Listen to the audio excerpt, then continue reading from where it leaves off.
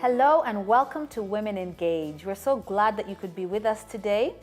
We're talking about a very important topic of mental health. I want now to introduce our panelists. I'll actually ask you to introduce yourself to the audience. And in case someone is watching for the first time, I'll ask you to just tell us your name, and then we will continue with our topic of mental health. My name is Debbie Maloba. My name is Mary Getui. My name is Rose Misati. Welcome. Welcome, welcome. So let's, I think, begin by defining what is mental health. Mental health is a state of emotional and psychological well-being where somebody can face the normal challenges of life and bounce back. Okay, so it's well-being. It's well-being. Well-being, which means it affects all of us. Exactly. Because many times we equate mental health with mental illness. Exactly. Okay, so mental illness is not synonymous with mental health. So what is mental illness then? So that would mean that there's a breakdown, yes, and one is not able to cope with the normal stresses of life. So they cannot function normally under the pressures of normal life. So there's that disequilibrium. Yeah, dysfunction, you can say. Yes. When you're no longer balanced in the way that mental health is, then it leads to mental illness. And I think it's important for us to differentiate because someone might be watching and thinking, well, I don't suffer from mental illness, yes, so this has nothing to do with me. But all of us have pressures in life, we have challenges in life, and the way that we deal with them is either going to help us to be balanced emotionally, socially, psychologically, physically, in all ways, or not. And so it's important for us to talk about that. Why is it that we don't talk about mental health issues as much as maybe we could? If we've seen from the definition, it's something that impacts all of us. Why don't we talk about it more often? I'm quickly thinking of two. Number one, there's the stigma associated with mental health. Just when you tell somebody mental, everybody thinks madness, yeah, which in medical terms is called psychosis. So there's the stigma because nobody wants to be labeled as mad. Number two, the understanding. There's a low level of understanding because even there's a gap in numbers of mental health practitioners. So I feel also the knowledge gap is low, so people don't really understand. A friend of mine told me one time, she was coming from another part of the world to Kenya. She said, what is interesting here in Kenya, when I ask people, how are you? And they say, I'm fine. They're just referring to physical, you know. But she said, where she comes from, when somebody is depressed or they are low, they just say, I'm not well. Because they are cognizant of the fact that mental health is part of health. So sometimes we don't know. We don't think it's proper to talk about feelings, you know. I'm not well, I feel low. Yeah. We do not accept that depression is a sickness, because you will ask somebody that, are you feeling, how do you feel? He will tell you, I'm not feeling good, but it is okay. You see? So sometimes we do not accept. That's why we don't talk about it, because people, they don't think this is a sickness, this is a disease. Mental illness, that yes. is. Yes. Yes, I also think that when we are talking about mental health, it's more me, personal, than it is to do with other people, though it's going to affect them. So we tend to be shy about it, to be quiet about it. Our tears are our businesses, and many of the times we do it maybe when we are alone or in the dark under our pillow. And so we, as a society, we have really not come out to address mental health with the seriousness that it deserves. And that it's not your fault to be mentally sick. Sometimes when somebody is mentally unwell, for example, depression, they are told, pray about it, read your Bible, think positively. But if somebody has diabetes or hypertension, it's not looked at that it's their fault. Yeah, so sometimes also that kind of attitude towards it can limit people from expressing themselves when they're feeling like they're mentally not very okay. And maybe also it's if you have some kind of mental instability, it's seen as a weakness. No one wants Exactly. to. Some kind of weakness. Either weakness that, you know, you're not a strong man, you're not a strong woman, you're not a strong Christian, because if you had better faith, you know, you would cope better, you would. So it's almost an admission of weakness. Yeah, and there's a way in which it even stigmatizes a generation.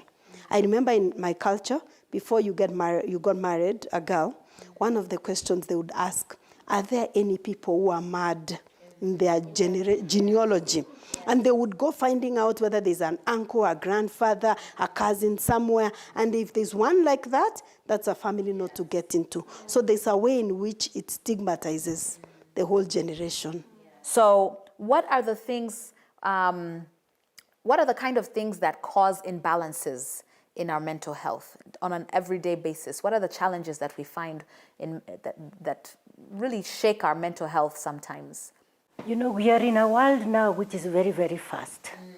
And sometimes the pace is faster than ourselves. Yeah, so if I'm not able to catch up with those around me, or at my place of work, I'm not able to cope with all these deadlines, it's bound to affect my balance. I'm also thinking of unhealthy lifestyle, lack of physical activity, and excessive consumption of stimulant drinks like the caffeinated drinks of coffee and cola drinks. There is a way in which they cause an imbalance in the brain, and also isolation. Because of urbanization, you find people are living in an environment where they don't have touch with their close family, and because of the busy lifestyle, as Mary has already alluded to, they don't have time or to create social ties. So that kind of isolation, when somebody is going through a challenge, they have no safe space to ventilate and be listened to and be supported through. Yeah.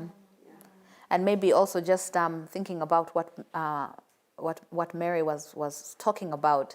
I think for women in particular, modern women, I think the challenge is there. Our mothers were always hardworking, our grandmothers were always hardworking, but I think the challenge of trying to balance, the work-life balance, I think puts a lot of pressure on us. So life is very fast, generally, but now you're trying to balance being a wife, being a mother, being a professional in your place of work, and trying to make sure that you do all of those equally. You want to be as good a mother as your mother, who stayed home and all she did was mother. But at the same time, you want to be as good as your colleagues at work, who may be male, and that's really their priority. And so I think that also puts a lot of pressure on us. A lot of pressure, even as a woman goes through the seasons of life, like childbirth and breastfeeding, where there are hormonal fluctuations, and menopause as well. So that puts a lot of pressure on the woman. I also would like to add that our social fabric has become loose. Yes, so who is the nearest person to you? Sometimes there are people you really do not have very strong ties to. So whatever issue you have, you just carry it all by yourself, which is very different from our mothers, because they went to the river together, they went gathering firewood together. Shamba together. Yes, ate together.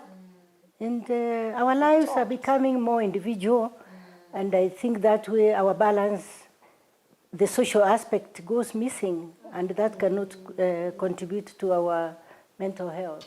The way your surrounding behave, it impacts you. I have an example. Yes, I had my sister. Yeah, we moved from one place to another. And you know, as Africans, you are close. You have visits, you have people who are interested in you, who come to your home without even asking for permission, all those things. Now, when we went to a place where everybody is like, the life is private, or to go to visit somebody, you have to ask for permission. She didn't cope with it. She felt alone. Nobody comes, nobody speaks to them. And she felt in a depression. They brought her to the hospital. I was not there. Just to realize that it happened here. She was thinking that she was isolated. Yes.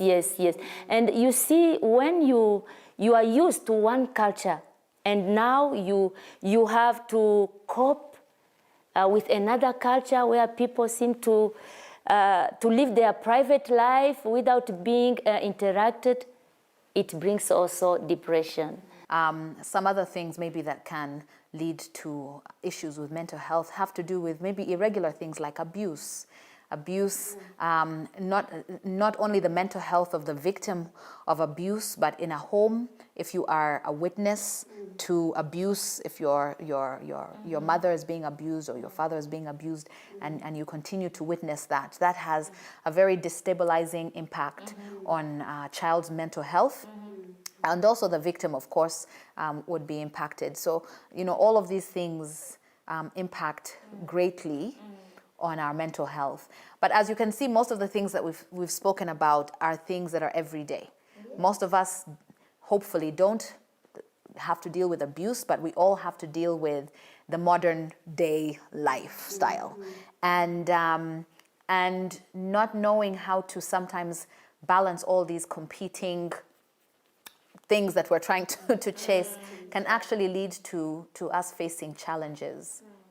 So what kind of things should someone look out for in order to think either themselves or a member of their family, a friend, should be concerned that maybe this is not healthy? What kind of just everyday things? We're not talking about mental illness, but just in terms of mental health, how can you tell that there's disequilibrium here? There's some instability? For an individual, if you no longer enjoy the activities you used to enjoy. For example, I said, for me, I love reading. So my family should always look out. If they see I don't have a book, because I always have a book, then they feel there could be a problem. Or isolation. You find somebody wants to stay on their own for prolonged periods of time.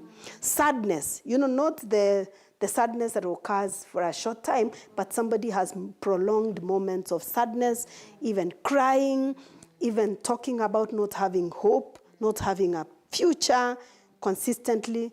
That needs to ring a bell that there's a problem.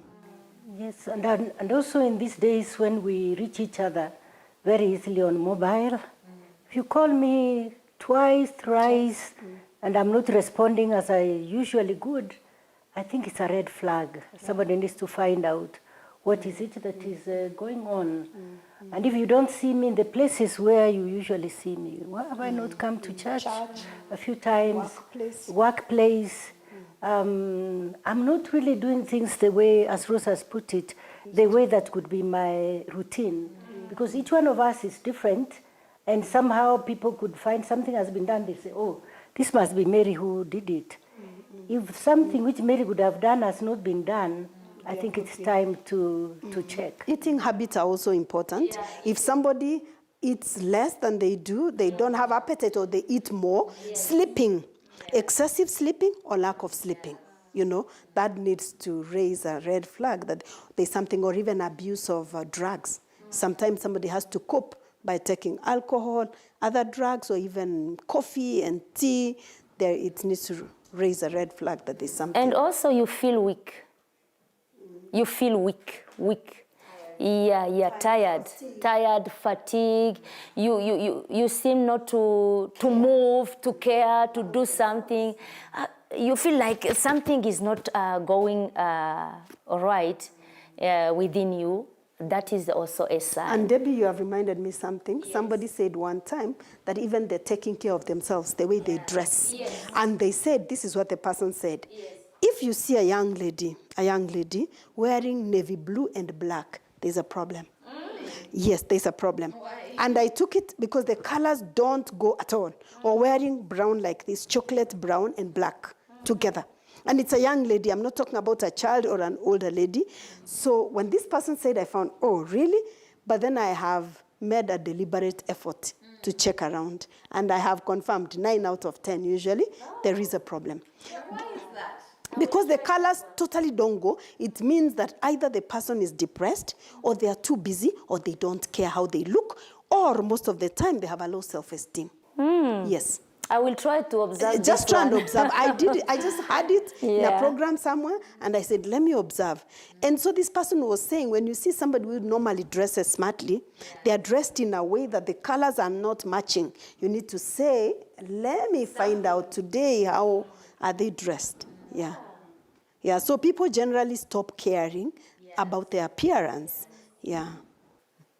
Okay, so let's imagine that I'm listening to this program and I'm starting to think, that's me. These days I can't sleep. I toss and turn the whole night. It's difficult for me to sleep, or I'm sleeping too much, or any of these symptoms that we've been talking about. What do I do now?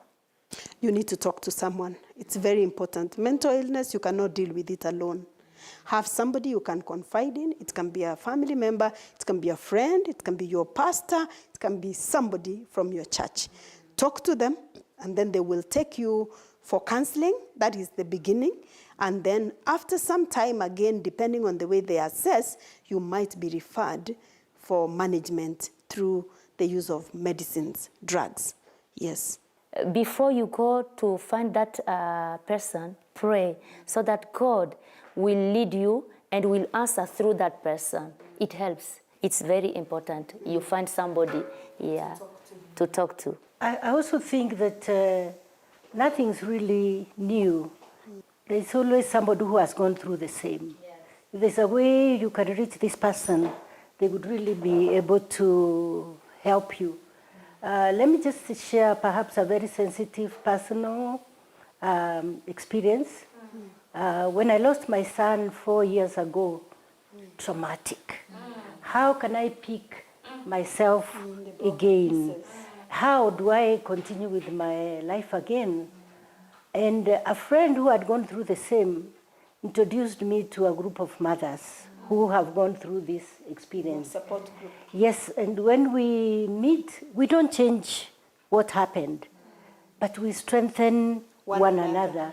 By sharing. Yes, so I think support from somebody who has gone through a similar experience is something that can help us really. And just to add to what Debbie has said, this particular group, when I went for the first meeting, they said here we have 3 things we serve in plenty. Prayer. Serviettes, if you feel like letting it out, cry. Because crying is also one way of very, very therapeutic. And the other one, of course, being in the Kenyan context, is that we have tea. Whichever way you want to define tea, fellowship, a drink, eating together. Yes, it's really very, very helpful. Now, Jocelyn, what about a mother or a couple that has a child who is going through that mental problem? I think it depends. All of us have periods where we're mentally unhealthy. Yes. We're not mad. We're not suffering from actually clinical depression. We're not, but we're anxious. We may be on the border of we're anxious about something because of a situation that we've gone through. We may not reach the point where we need to go for medication. That's I think the extreme side of the spectrum. But I think the same steps that you've talked about. And I think there's one thing that we haven't said is I think it's also important to try to identify. Yes. So if I have realized that maybe I'm very anxious, or I have realized that maybe I'm not sleeping well, or my eating habits have changed, I think it's also important to identify what is the trigger for this. Because the trigger is going to determine whether I can just join a therapy group and I'm going to be okay, or I need to actually see a professional. Or if, for example, some things can be fixed easily.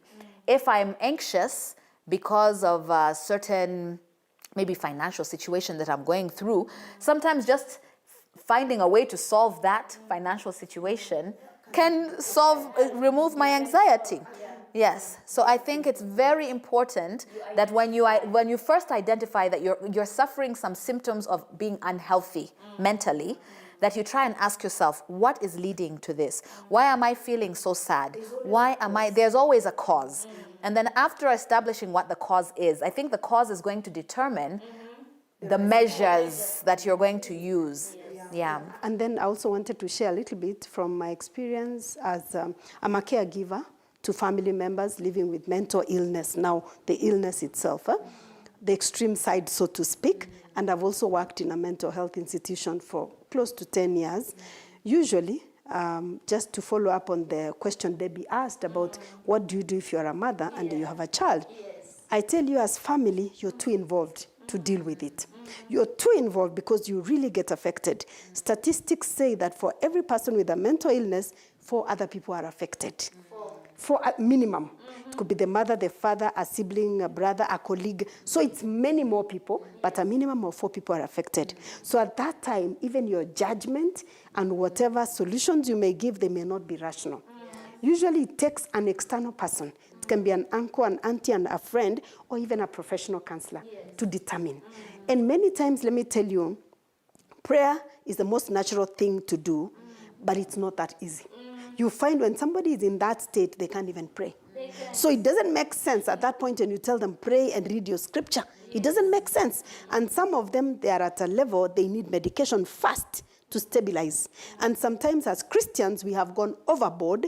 When somebody is mentally sick, we start praying and casting out demons, and yet it's a mental illness that needs medication to make them relax and sleep, and then now we can begin a discussion. Because at that point, even counseling sometimes may not work because they are not in the right mental state to even assimilate.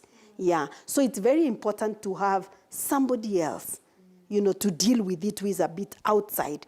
They may be more rational in this state. But having said that, I want to mention that support group is powerful.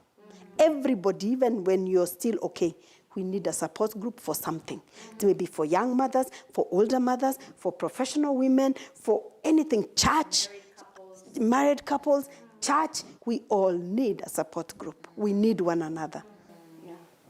May I also just add something that our mental balance has also got to do with our physical. Yes. And sometimes we work very hard and we get extremely exhausted. Even just taking time off is important. Very important. The culture where I come from, they say one lazy day is not too bad. I'm not saying that we neglect duty. We rest. And for some people, there are particular places where they go to and they balance. They get harmony. I have a friend, when things are getting things are getting very big, they go back to where they were born. And they say, this is where I grew up with serenity. Yeah, really the morning breaks nice and fair. Not that it's very easy in all ways, but this is the place where they go, and when they come back, they are totally different, rejuvenated, refreshed, and it may not cost money, so much money as such. But sometimes we think to take a break requires lots of money. Not exactly. There are some simple, easy places we can go. Walk in a park, go to the library and read for myself. And this can make a lot of difference. Or give Cook yourself a a night in. Exactly. Yes. Or sleep until midday. Yes. Cook a nice meal and eat it. Yeah. Just learning to take breaks, and sometimes that can be difficult. Because especially we as women, it's hard sometimes to even give yourself that permission. We feel guilty. Yeah. Some of us, we feel very guilty. Yes, Yeah. you're staying in bed. But we need it. Yes. We need it. It's very, very important. Yeah. Now, our time is running out, but I just want to address now that family which might actually be dealing not just with, the usual anxieties of life, but actual mental illness. Someone in your family is clinically depressed. Someone is suffering from schizophrenia. What advice can you give? I'll ask Rose, as now in your medical profession as a doctor. What advice would you give? Because that's a very difficult thing for many families to deal with. Because I think starting with the stigma, first of all, of even being able to come out and say, my husband or my wife or my child is suffering from this. What would you advise I would them? like to say that mental illness is not a curse. It's not because you have not prayed enough. It's not because you have not read your scripture enough.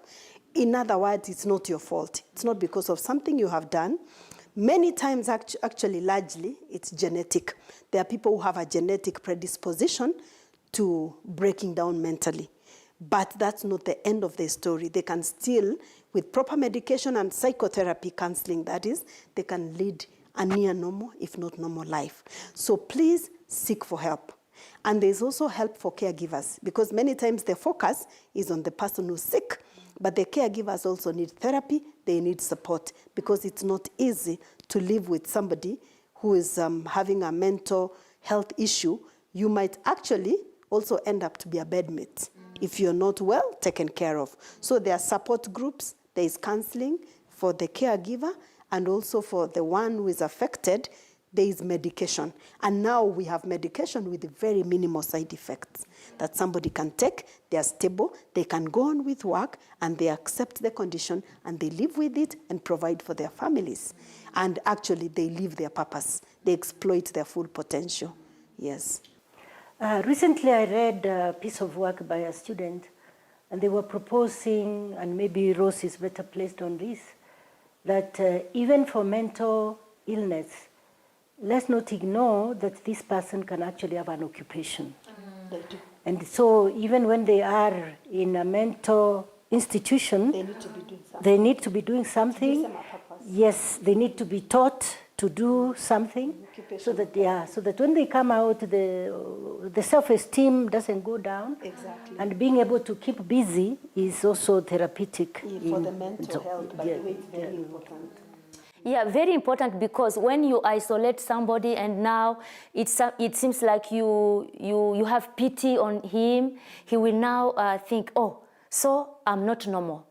So everything is not going on well, and people are not trusting in me, and that one affects him even more than giving him something, to do, using him so that his self-esteem will also. Everybody needs to feel useful, needed and wanted, and they need to live their purpose. Yes. By the way. Yeah.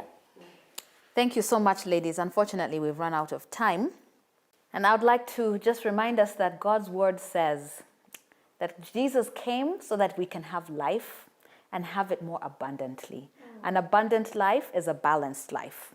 It's a life that's not skewed towards trying to have a lot of financial prosperity at the expense of our physical, our mental health. An abundant life is a life of balance. Let us give God our life and ask Him to help us to balance our priority, and especially to remember those things that are eternal, because certain things we're going to leave here in this world. So thank you so much, ladies, for coming to discuss this topic with us. Thank you, audience, for joining us. If you wish to engage with us on this topic, remember to look for us on our Facebook page. Look out for Women Engage. Until then, may God bless you. May He keep you and your family healthy.